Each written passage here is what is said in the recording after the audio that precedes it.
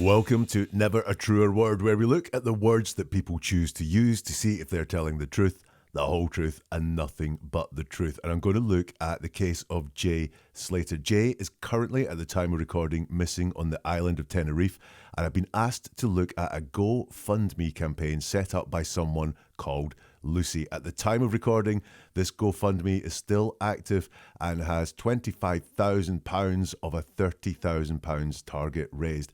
And Lucy May, who organised this, has a message on the GoFundMe. And it's problematic. A lot of people have problems with this. Let's look through the entire message and then we'll decode and look at the word choices there and see if we can find out if this is genuine or if there's more going on. So the message starts, "Hi everyone, my name is Lucy. I have come on holiday to Tenerife to attend the NRJ festival with my friend Jay and another friend. On the last day of the festival, I left alone earlier than everyone else because I was tired from the weekend. I woke up to a phone call off Jay at 8:30 a.m. saying he was lost in the mountains, he wasn't aware of his surroundings, he desperately needed a drink and his phone was on 1%. That last part's in quotes. He had met two people on Sunday night and left with them to go to their apartment. Their apartment was miles away from civilization and in a very secluded location. He left at 8 a.m. and walked half an hour before frantically ringing me when his phone reached 1%. This was 3 days ago now and no one has seen or heard from him since. His last location was on an off-road track which was a 10-hour walk from his hotel.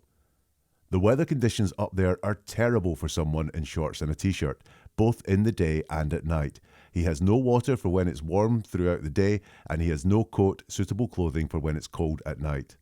It was 1 degree and extremely windy when I was out looking in the middle of the night. We are all so worried and we just want him home. Please help if you can and share far and wide. Thank you for reading." So let's look at it and let's look at the word choices she uses to see if this is truthful or if there is deception going on. So it starts with, "Hi everyone, my name is Lucy. I have come on holiday to Tenerife to attend the NRJ festival with my friend Jay and another friend." Now, first things first, who is she addressing? Well, she tells us this is to everyone. It's her priority is saying hi to everyone. In fact, it's quite a breezy introduction for quite a dark story. Hi everyone, but everyone is who she's addressing here. She wants this to go far and wide. Now, why is that?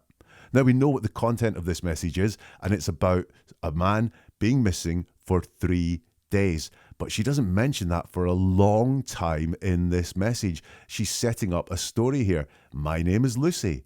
I have come on holiday to Tenerife. I've come to attend the NRJ festival and I'm with my friend Jay and another friend. So she talks about lots of things. She's storytelling here. She's setting up a story. She's setting up a situation and she's inserting herself into the situation. She's telling us how she is involved in this situation. All of those things are not the most important thing about this message. So why is she doing that? Why does she feel the need to set up this story and talk about things that are not about a man who's been missing for 3 days? Help needed to find this person. Interesting. Lucy's location is interesting. She talks about it quite a lot through this. So she's telling us right now in the words, I have come on holiday to Tenerife. She's currently in Tenerife. Just remember that as we go through. And interestingly, how she talks about the people that she's with. It's, I've come with my friend Jay and another friend. Actually, 3 separate units there. And also, who's this other friend? This another friend does not get mentioned again in this message at all. They play no further part in it. They disappear after being mentioned once. So why are they mentioned there? I think this is part of this storytelling that she is doing. She's setting up a scene with location, reasons, characters. This is, for me, this is a story. This friend disappears, but there's a real lack of unity there. There's 3 separate people. There's Lucy, there's my friend Jay, and there's this other friend. She doesn't say, I came with my friends, including Jay, or we came. She doesn't use the word we to talk about these people at all. There's a lack of unity. So I don't believe that she's very close friends with Jay and this other friend. She continues in storytelling mode. On the last day of the festival, I left alone earlier than everyone else because I was tired from the weekend. I woke up to a phone call off Jay at 8:30 a.m. saying he was lost in the mountains, he wasn't aware of his surroundings, he desperately needed a drink and his phone was on 1%. So she's telling us twice that she was not part of anything here, that she's separate from this. It's very important for her to get this across for some reason, and I don't know why that is. Was there an event that happened that she doesn't want to be part of but she's aware of, or is she trying to explain the fact of why she wasn't there, i.e. she wasn't that close to Jay or this other friend at all? I left alone and earlier than everyone else. Well, those are the two same things. She's twice telling us that she was alone, that she was not there at a very pertinent time. And then she goes on to say, because I was tired from the weekend. So she's explaining her reason why this happened as well. So it's really important for her to get across that she wasn't there at this certain time. It's so important for her to get that across. She's giving us a reason as well. She says, I woke up to a phone call off Jay. Interesting. The phone call didn't wake her up. I woke up to some text messages this morning. They came in through the night, and that's how I would describe them. I woke up to some text messages. But if my phone had woken me up when those text messages were going off, I was woken up by text messages is how I would describe it. Interesting choice of words there. Interesting amount of detail as well. She tells us precisely when the call came, 8:30 a.m, and precisely the battery life on Jay's phone, 1%. Very precise. There's no abouts here or the fact that his battery was low or nearly dying or anything like that. And no, around 8:30 in the morning. It's very, very precise. She talks about what Jay told her, and again, she repeats a concept. He was lost in the mountains. He wasn't aware of his surroundings. So twice, she's getting across the fact that Jay told her he was lost. Why they need to tell us twice what happened? Potentially because none of this actually happened. She's very low on actual content that she can talk about. So she says the same thing twice, but in two different ways. Apparently, Jay desperately needed a drink. She does not say why this was. No reason is given for that. And later on, we will look at something that she talks about. And I wonder why, at this point, he desperately needed a drink. She uses quotation marks. Quotation marks are around the section that says he was lost in the mountains.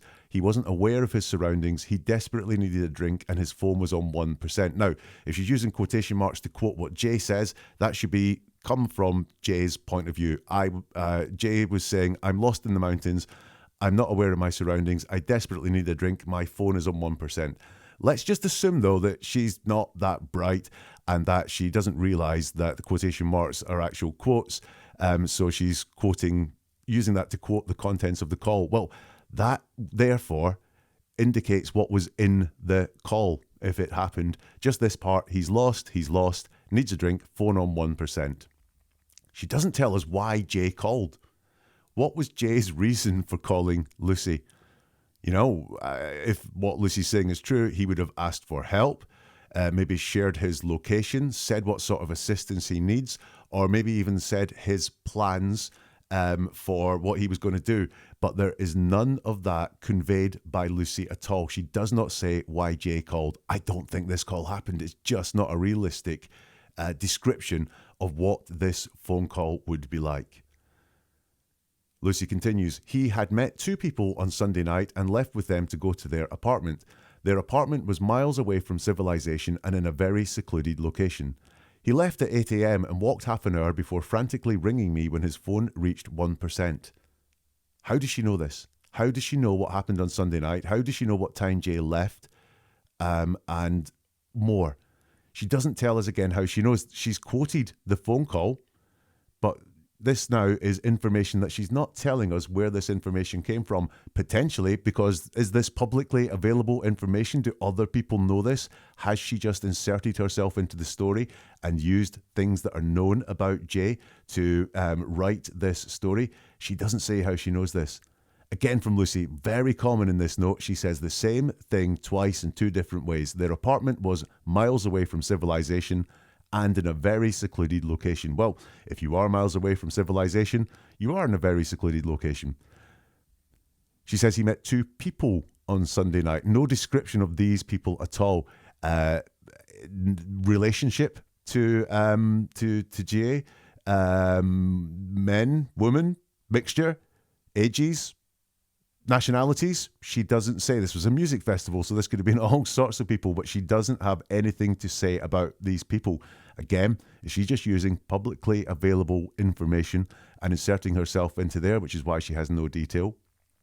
Once more, we have this detail, precise detail. He left at 8 a.m. and his phone reached 1%. She's very precise on some of these details. There's no left around 8 a.m. His phone was low. And she says, before frantically ringing me when his phone reached 1%. Now, is there anything frantic about her description of the phone call? It seems to be very calm, passing on of information, a situation report, if you like, a sit rep. There's certainly no, please help, please help, please get help. Some franticness in what she's saying was the content of this phone call. But she says he was frantically ringing, but there is nothing frantic about her description of what Jay did. Apparently, according to this, Jay passed on information and it seems to be quite calm. She says he left at 8 a.m. and walked half an hour.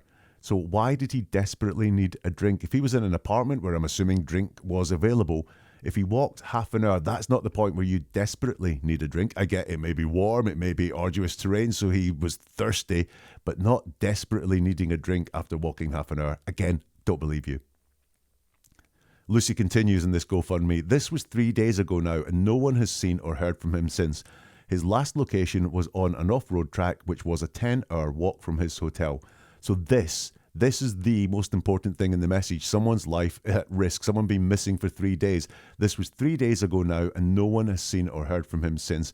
Why is this so far down the message? My friend has been missing for 3 days. No one has seen or heard from him in that time. Should be the very beginning of the message, the most important thing. And if she was really worried and concerned about her friend, this would have been how she started it. But no, it's halfway down the note. One for people who are interested in these things. 3 days ago, 3 often thought of as the liar's number. And she says his last location was on an off-road track, which was a 10-hour walk from his hotel. Well, it still is a 10-hour walk from his hotel. Interesting use of the tenses there. And also a 10-hour walk from his hotel. Therefore, not Lucy's hotel, because she would have said our hotel. So although she apparently arrived with Jay and another friend, she's letting us know that she's not at the same hotel as them. Now, friends can go places and stay at different hotels. I absolutely get that. But what I am getting here is a real lack of unity between Lucy and Jay and this other friend, because he was away from his hotel. Not away from her, not away from our hotel, but from his hotel. Lucy continues, the weather conditions up there are terrible for someone in shorts and a t-shirt, both in the day and at night. He has no water for when it's warm throughout the day, and he has no coat, suitable clothing for when it's cold at night. Location, again, the weather conditions up there are terrible. So the words up there tell us that Lucy is not there where Jay's last location was. Look, I'm not saying this is a bad thing. I'm just saying look at Lucy's location throughout this, and she is not there in the area. Certainly currently, as she writes this, not searching for Jay. She's remote from there. Terrible conditions for someone in shorts and a t-shirt. I get that. She's talking in general. She's not talking about Jay there. And then Jay's been missing, in her words here, for 3 days. No one has seen him and no one has heard from him, but she says he has no water and he has no coat, suitable clothing. So in the present tense.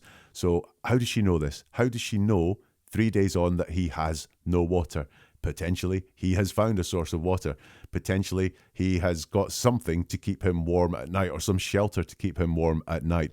But she, in her mind, says he has no water and has no clothing. I just don't buy this story. She says it was 1 degree and extremely windy when I was out looking in the middle of the night. So this was, according to her, she has been looking for Jay, but the only thing she tells us about is she went looking in the middle of the night. Now, I would think that would be a really bad time to go looking for someone, but there's certainly no description of when she was out looking in the day, when it's obviously much more likely to see something or see someone. She only talks about going and looking in the middle of the night for Jay. Really interesting. And she says, we are also worried and we just want him home. Who's we? She doesn't say who we are. She also doesn't say that she's worried. She doesn't specifically ever say that she is worried about Jay. She just joins herself to, we are also worried. We just want him home. And then she says, Please help if you can and share far and wide. Thank you for reading. Now, share what far and wide? Share the story far and wide so that more people are aware of it. Share Jay's picture so that if someone sees them, they know who they are. Or is it share this GoFundMe far and wide so that I can get lots of money from it? I think that might be what was happening. She finishes with, thank you for reading. Very polite. Again, it's like how she started this with, hi everyone, I'm Lucy, and thank you for reading. She wants people to be on her side. She's grateful to people for reading this, and she wants to get across. She's a very nice, very polite person. So that's the note. What are my conclusions? This is fabricated storytelling. Multiple indicators there of Lucy seeing a chance to be at the center of this story, but there's no concern about Jay, the details, there's nothing she gets across that no one else knows. All the interaction with Jay is very, very remote. I don't believe she went looking for him at all. I think this is all about starting a GoFundMe to get money. So do not send any money to that GoFundMe at all. If you like this, if you hit subscribe or follow, then you'll get more episodes as soon as they arrive. Would love to know your thoughts in the comments, although I know the guy Jay is very controversial. There's lots of opinions on him. This is not the place for that. It's more about Lucy here. If you hit the like button or share with more people, then this will get to more people, especially when someone's asking for money, potentially fraudulently. Let's share this and let's make sure that fewer people donate money to this GoFundMe. And if you like what we do here, there are more podcasts, videos. You can sign up for the newsletter and get in touch on social media by having a look at the website neveratruerword.com. And we'll see you soon for something new from Never a Truer Word.